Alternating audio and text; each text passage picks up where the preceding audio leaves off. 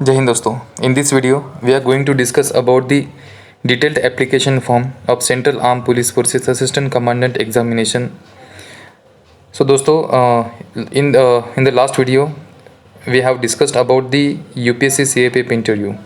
Actual में interview होता क्या है, कितने नंबर्स का होता है, कहाँ होता है, कितने टाइम का होता है, उसका नेचर कैसे होता है, पैनल कैसे होते हैं, डॉक्यूमेंट्स कौन से चाहिए, सिलेबस कैसा होता है, लैंग्वेज हम कौन सी यूज़ कर सकते हैं, और यूपीएससी का इंटरव्यू कितना टफ होता है। So this all things we have already discussed in the last video. आपने अगर देखा नहीं होगा तो जो प्लेलिस्ट है अपनी, तो प्लेलिस्ट में जाके आप इसको पहले देखिए, तभी आपको ये वीडियो समझ में आएगा कि इस वीडियो में हम क्या चर्चा कर रहे हैं। सो डिटेल एप्लीकेशन फॉर्म, ये हमें इंटरव्यू के पहले एक डेडलाइन दी जाएगी, तो उसमें हमें उस डेडलाइन तक हमें ये फिलअप करके यूपीएससी को सेंड करना होता है बाय मेल। तो इस डैफ को प्रिपेयर करने, देखो दोस्तों कि इंटरव्यू कैसे, उसमें क्वेश्चन क्या क्या पूछे जाते हैं, तो ये डैफ उनके लिए एक रेफरेंस होता है अपने बारे में। तो डैफ का इम्पोर्टेंस बहुत है, जिसमें हमारी ऑल पर्सनल डिटेल्स दी हुई होती है। तो मोस्टली ऐसा भी होता है कि 100% इंटरव्यू डैफ के ऊपर चलता है, या कभी कभी ऐसा होता है कि 50% इंटरव्यू आपके डैफ के ऊपर चलता है। कभी कभी ऐसा भी होगा कि डैफ के ऊपर एक क्वेश्चन भी नहीं पूछा जाएगा, बट 90% चांसेस है कि डैफ के ऊपर काफ़ी क्वेश्चंस पूछे जा सकते हैं। ये डिपेंड भी करता है कि आपका डैफ कितना रिच है। तो इस डैफ में हमें क्या क्या करना है, देखो दोस्तों, शुरुआत में अपना रोल नंबर, नाम होता है, ईमेल आईडी और मोबाइल नंबर मैंने ब्लर किया है थोड़ा प्राइवेसी की वजह से। अगर फिर भी आपको मुझे कांटेक्ट करना है तो आप मुझे टेलीग्राम ग्रुप पे, जो अपना शौर्य सीएपीएफ एसी टेलीग्राम ग्रुप है, वहाँ मुझे आप पर्सनली मैसेज करके जो आपके डाउट्स होंगे वो आप पूछ सकते हो। तो नेम, देखो प्रिपरेशन कर सकते कैसे करना है। नेम है मेरा नीलेश संतोष मासूले। अब question can be asked upon the name. So what is the meaning of Nilesh. अगर मैं बोलता हूँ कि नीलेश ये नाम महादेव जी का है, या गणपति जी का है, या श्री कृष्ण जी का है, तो ये क्या सिग्निफिकेंस करता है और इस नाम से आप कैसे मोटिवेट होते हो। संतोष नाम का क्या मतलब है। मासूले ये मेरा सरनेम है, ये सरनेम आया कैसे, इसकी हिस्ट्री क्या है। तो ये हमें क्वेश्चन पूछे जा सकते हैं। नेक्स्ट है शेलारवाड़ी, मेरा जो एड्रेस है। तो शेलार ये एक डोमिनेंट फैमिली थी मराठा एम्पायर में भी, तो उनके नाम से है। तो वाड़ी ये भी एक टाइप है नगर, मतलब जो टाउन प्लानिंग का होता है, तो उसमें वाड़ी आती है, जैसे कॉलोनी होती है। जो ये मेरा कैसे स्लम एरिया है, तो स्लम एरिया में ऐसे कॉलोनीज़ या नगर या ऐसे कुछ नहीं होता है। तो शेलारवाड़ी एक स्लम एरिया है, तो स्लम एरिया का नाम है ये। तो चित्तौड़ नाम है, तो चित्तौड़गढ़ भी क्वेश्चन पूछ सकते हैं। या हनुमान टेम्पल लिखा हुआ है, तो हनुमान जी के बारे में पूछ सकते हैं। तो मैं ये आपको प्रिपेयर कैसे करना है वो बता रहा हूँ कि क्वेश्चन मतलब कीवर्ड्स को हाईलाइट करके कैसे कैसे क्वेश्चंस पूछे जा सकते हैं। नेक्स्ट है मेरा धुले डिस्ट्रिक्ट है, तो धुले के बारे में मुझे ज्योग्राफी हो, हिस्ट्री हो, वहाँ के सिक्योरिटी चैलेंजेस हो, लॉ एंड ऑर्डर चैलेंजेस हो, वहाँ पे क्या क्या इकोनॉमी कैसी है उसकी, तो all about we have to prepare about the Dhule district. तो धुले डिस्ट्रिक्ट के बारे में सब कुछ वही सेम, आप उसका लोकेशन कैसा है, वहाँ के क्लाइमेट कैसा है, ये भी पूछ सकते हैं। सेम आप जहाँ भी आप बिलोंग करते हो, जिस गांव से या डिस्ट्रिक्ट से, आपको उसके बारे में सब कुछ प्रिपेयर करना होगा। The same case with Maharashtra also. और ये धुले या महाराष्ट्र जैसे भी करंट न्यूज़ में आते हैं, तो वो करंट न्यूज़ हमें बहुत इंपॉर्टेंट हो जाती है। Question can be asked on that current affairs also. So all about all information about the Maharashtra we need to prepare. So ऐसे ही आपके हर जो आपका पर्टिकुलर स्टेट होगा, उसके बारे में हमें प्रिपेयर करना ही होगा। पिन कोड के ऊपर अच्छा जैसा कुछ क्वेश्चन आएगा नहीं, परमानेंट एड्रेस है, बाकी कुछ नहीं है। आगे है नेशनलिटी, सिटीजनशिप है। तो एक दोस्त को क्वेश्चन भी पूछा था कि what is the meaning of citizenship of India, citizen of India. So मतलब आप सिटीज़न हो और नॉन सिटीज़न, तो फ़र्क क्या है, जो पॉलिटी में हम पढ़ते हैं। तो ये भी चीज़ें हमें देखनी होगी। उसके बाद तो जेंडर, महाराष्ट्र, मैरिड अनमैरिड, ये चीज़ है। नेक्स्ट बात करते हैं हम, एक सेकेंड। सेकेंड ये जो पेज है, तो इसमें भी पर्सनल इन्फॉर्मेशन ही है। वहाँ पे ओबीसी, आप suppose non criminal OBC belong करते हो, या एससी एसटी या ईडब्ल्यूएस, तो आपका certificate number, date of issue, किसने इशूइंग अथॉरिटी कौन है ये डालना होगा, आपकी कम्युनिटी डालनी होगी, आप नॉन क्रिमिनल है, बिलोंग करते हैं या नहीं करते हैं, आपकी कम्युनिटी, आपके कम्युनिटी का जो नाम होगा। सपोज आपकी कम्युनिटी कोई भी एक, फॉर एग्जांपल लिंगायत कम्युनिटी से बिलोंग करते हो या कोई भी आपकी कम्युनिटी हो, तो आपकी कम्युनिटी के बारे में आपको अवेयरनेस होना चाहिए। और अगर कम्युनिटी न्यूज़ में है तो उसके बारे में भी हमें पता होना चाहिए। कम्युनिटी का सोर्स कहाँ से था, उनके आइडियल्स कौन है, ये भी पता होना चाहिए। बाकी आपका जो डिग्री होगी, डिग्री की certificate number, issuing authority and full address वो लिखना होगा। इसके ऊपर ऐसा कोई क्वेश्चन बनता नहीं है। नेक्स्ट थिंग बहुत इंपॉर्टेंट है, एजुकेशनल क्वालिफिकेशंस। तो इसमें हम 10th 12th एंड जो अपनी डिग्री हुई है उसके बारे में हम इंफॉर्मेशन अपनी पुटअप करते हैं। तो ये इंफॉर्मेशन बिल्कुल एक्यूरेट ही होनी चाहिए। तो 10th और जैसे कि मेरा फर्स्ट क्लास है, बहुत मतलब एकेडमिकली बहुत वीक था मैं 10th के टाइम, ओनली 64.40% थे मुझे, but it doesn't matter, now I am an assistant commandant apart from job. तो देखो दोस्तों, थी गलतियाँ थी बचपन में, पढ़ाई का जो महत्व है, इम्पोर्टेंस है, जो वो पता नहीं था, रिसोर्सेज नहीं थे, गाइडेंस नहीं था, तो उसके बारे में उसकी वजह से ये परसेंटेज आपको बहुत कम दिख रहे हैं। इशूइंग ईयर और सब्जेक्ट्स जो थे, ये सब्जेक्ट्स कौन से स्कूल से, देखो JR सिटी हाई स्कूल जो मेरी है, तो उसका लॉन्ग फॉर्म है Jyotiraj Ramlal Agarwal. So he was the great social reformer and उन्होंने काफ़ी एजुकेशन सेक्टर में और इकोनॉमिक सेक्टर में काम किया था ड्यूरिंग 1920s 30s। तो इनकी भी हिस्ट्री हमें पता होनी चाहिए कि क्या है JR सिटी, कौन है ये, उनका क्या कंट्रीब्यूशन रहा है, वो पूछ सकते हैं। सेम देखो मेरा जो BE हुआ है, देखो दोस्तों, हमारा मतलब एक यहाँ से मैं मैसेज देना चाहता हूँ आप दोस्तों को भी कि देखो 10th में 64% दिख रहे हैं, 12th में अराउंड 80% दिख रहे हैं और BE में अराउंड 67% दिख रहे हैं। 67 मतलब पुणे यूनिवर्सिटी में परसेंटेज वहाँ आपको 66 दिख रहे हैं, पर वो डिस्टिंक्शन के हैं। तो जो मेरा ग्राफ है वो हमेशा ऊपर चढ़ते ही जा रहा था। तो इससे पता चलता है कि जो सामने वाला जो कैंडिडेट है, जो एस्पिरेंट है, वो हमेशा प्रोग्रेसिव या डेवलपमेंटिंग उसका जो अप्रोच है वो हमेशा पॉजिटिव रहा है और हमेशा डेवलप करते आ रहा है खुद को। तो इससे ये पता चलता है। यही अगर किसी का 10th में होता है तो 90-95%, 12th में फिर वो आता है 60-70% और डिग्री में फिर जो 4 साल की डिग्री वो 5-6 साल में करते हैं। तो इससे पता चलता है कि वो लाइफ के बारे में कितने रिस्पॉन्सिबल है, कितना डेडिकेटली वो उन्होंने अपना करियर संभाला है। तो BE में मेरे कॉलेज का नाम है पद्मश्री डॉक्टर विठल राव विखे पाटिल। अब ये पद्मश्री है तो पद्मश्री के बारे में मुझे सब कुछ प्रिपेयर करना होगा, पद्मा अवार्ड्स के बारे में। सेम डॉक्टर विठल राव विखे पाटिल, उनका कंट्रीब्यूशन क्या था उसके बारे में हमें पता होना चाहिए। देन यूनिवर्सिटी ऑफ पुणे, तो अब इसका नाम चेंज हो गया है Savitribai Phule Pune university. So we need to prepare about the Savitribai Phule also. Then NCC BC certificate मेरे पास था नहीं, मेरे पास A सर्टिफिकेट था। स्टिल मैं उसको साथ में ले गया था, इंटरव्यू के टाइम में मैं ले गया था। एक सर्विसमैन नहीं है, सिविलियन सेंट्रल गवर्नमेंट नहीं है। अब ये बाद में आता है 10th नंबर का, देखो यहाँ पे प्रेफरेंसेस है, ये बहुत इंपॉर्टेंट है। अब प्रेफरेंस हमें देना है कि आपको कौन सा प्रेफरेंस, ये आपके चॉइस के ऊपर होगा। First, second, third, fourth, fifth, ये आपको प्रेफरेंस देने होंगे, बट हम दे तो देंगे ये। पर देखो दोस्तों, काफ़ी मतलब मैंने भी ज़्यादा कुछ दिमाग लगाया नहीं था। जो मेरे सीनियर थे उन्होंने जैसे भरा मैंने भी वैसे ही भरा, बट मैंने कुछ सीक्वेंस चेंज की according to my interest and मुझे कैसे लाइफस्टाइल चाहिए या कैसे नेचर की सर्विस चाहिए, तो उसके अकॉर्डिंग मैंने उसको शफल किया था। तो आप भी बिल्कुल सोच समझ कर कीजिए। पांचों फोर्स के बारे में आपको उनकी पर्टिकुलर गवर्नमेंट की वेबसाइट है, जैसे कि crpf.gov.in, CISF.gov.in। तो उनकी वेबसाइट पे जाके आप थॉरली वो देखो कि ये सर्विस क्या है, उसके बारे में पढ़ो और तब जाके आपके प्रेफरेंसेस आप डैफ में फिलअप करो।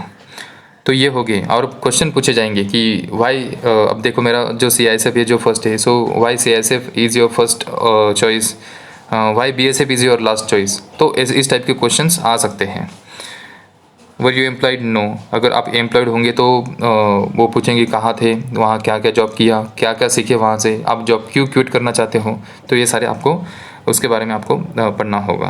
प्लेस ऑफ बर्थ, देखो खेड़ा जो छोटा सा गाँव है खेड़ा, अब खेड़ा सत्याग्रह से भी क्वेश्चन पूछ सकते हैं अगर खेड़ा नाम आ गया तो ये चीज़ है।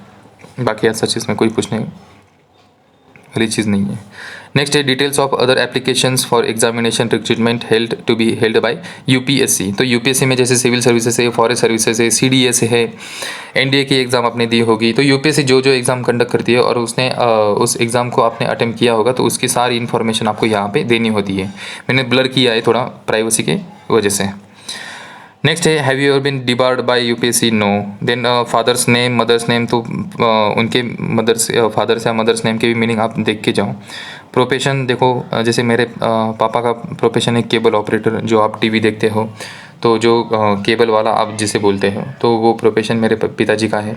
तो केबल के बारे में मैंने प्रिपेयर किया था। अब देखो केबल के बारे में फिर ट्राई आती है telecom regulation authority of India, फिर ऑप्टिक फाइबर है तो उसमें कैसे मैकेनिज़्म होता है, या आपके पापा के बिज़नेस हो या सर्विस में हो, आप उनके साथ कभी काम किए हो, वहाँ से क्या सीखे हो, वहाँ से क्या मोटिवेशन लिया और आप यहाँ फोर्सेस ज्वाइन करने आते हो, तो ये चीज़ है वो आपको देखना है। मदर है हाउस मेकर है, हाउस वाइफ है, तो इसमें ऐसा कुछ क्वेश्चन नहीं है, पर बट स्टिल आप अगर कोई पैट्रियार्कल एंगल से कोई क्वेश्चन पूछते हैं, सपोज़ आपकी वाइफ है, अगर वो उसमें काफ़ी हुनर है, काफ़ी क्वालिफाइड है, फिर भी आप उसको हाउस वाइफ रखना चाहोगे या नहीं चाहोगे, तो ये अपने जैसे मैंने लास्ट वीडियो में बताया कि क्वालिटीज़, तो आपकी यहाँ पे क्वालिटीज़ दिखती है कि जेंडर इक्वलिटी की, तो आपका आंसर यही होना चाहिए कि no sir, I will offer her choice.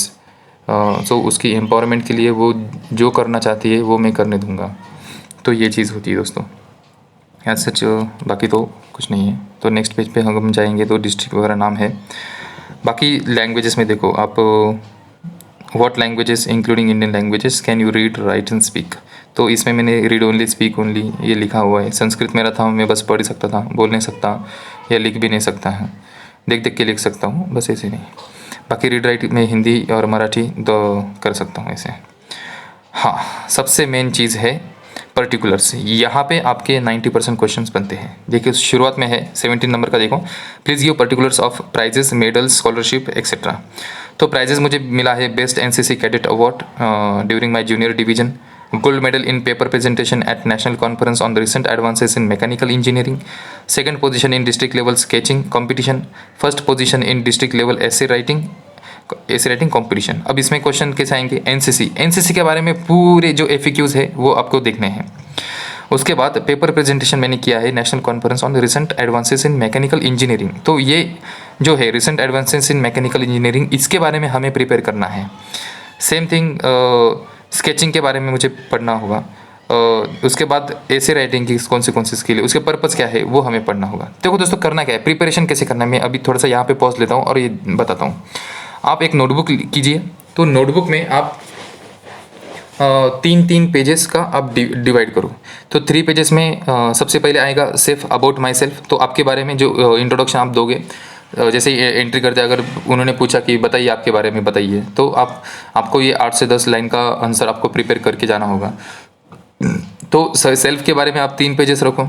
उसके बाद आपकी डिस्ट्रिक्ट के लिए 3 पेजेस, स्टेट के लिए 3 पेजेस, आपकी जो डिग्री है जैसे मैकेनिकल इंजीनियरिंग है उसके लिए 3 पेजेस दे दो। बिल्कुल बेसिक्स वहाँ पे क्लियर करना है आपको, ज़्यादा कुछ डिटेल में डिग्री का पढ़ने की ज़रूरत नहीं है। उसके बारे में सीएपीएफ के बारे में हर फोर्सेस के 2 पेजेस, सपोज सीआईएसएफ के 2 पेज, उसके स्ट्रेंथ क्या है, उसके डीजी क्या है, उसका मोटो क्या है, ऑब्जेक्टिव्स क्या क्या है, फिलहाल की स्ट्रेंथ कितनी है, उनके रोल क्या है, तो ये सारी चीज़ें वहाँ पे आपको लिखनी है 5 फोर्स की। तो ये हो गया 2 पेजेस। उसके बाद हॉबीज़, या उसके बाद ये जो पर्टिकुलर्स का है उसके लिए आप 2 3 पेजेस आप कर सकते हो। अब जैसे कि एनसीसी का मैंने 2 पेजेस बना लिए, एनसीसी के सारे क्वेश्चंस जो आते हैं वो क्वेश्चंस मैंने लिख लिए और उनके आंसर्स मैंने प्रिपेयर किए।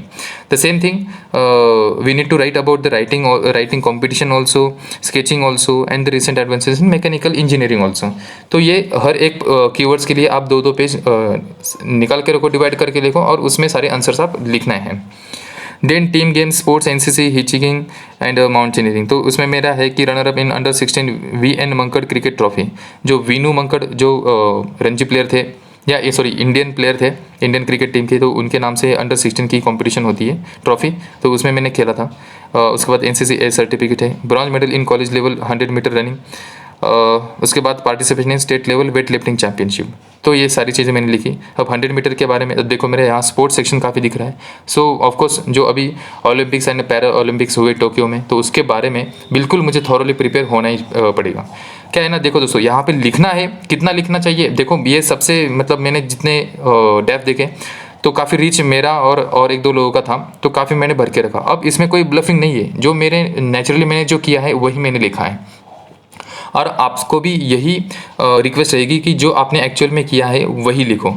आपने बिल्कुल ब्लैंक भी छोड़ दिया तो नो डाउट वो आपको पूछेंगे नहीं कि भाई आपने कुछ किया ही नहीं, नेवर। तो आपको बस यही है कि जो आप कुछ लिखोगे वो बिल्कुल अच्छे से आपको प्रिपेयर करना है, थॉरली बिल्कुल जितना मन से। जैसे मैंने state level championship, weight lifting championship लिखा है, तो मैंने बस ये लिखने के लिए लिखा नहीं है, क्योंकि मैंने एक्चुअल में खेला है और मैं खेलते आ रहा हूँ, तो उसके बारे में मुझे पूरा पता होना ही चाहिए। नेक्स्ट थिंग है पोजीशन। तो कंपनी सार्जेंट मेजर में था, CSM की जो रैंक थी मुझे NCC में। तब ये अब कंपनी सार्जेंट मेजर का रोल क्या होता है, और the same thing how will you perform your role as an assistant commandant and what things you have learnt from this CSM rank and that will be utilized in your assistant commandant rank। तो ऐसे practically हमें question पूछे जा सकते हैं। Next, I was the parade commander of republic day parade.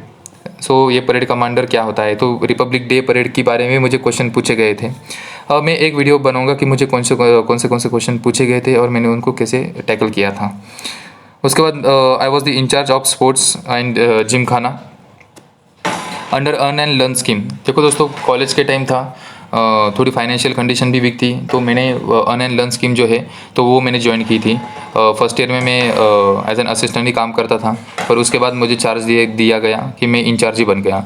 उसके बाद मतलब जो मैं हमेशा स्पोर्ट्स में खेलता रहता था, तो जो स्पोर्ट्स टीचर थे वो काफ़ी उनके अच्छे से संबंध बने और उनको ऐसा लगा कि मैं कंटिन्यूसली जिम में भी आता हूँ और काफ़ी अच्छे से चीज़ों को हैंडल करता हूँ, तो मुझे वहाँ उन्होंने इंचार्ज बनाया था। तो ये इंचार्ज भी एक मैनेजमेंट स्किल है, वहाँ से मेरे मैनेजमेंट स्किल दिखते हैं।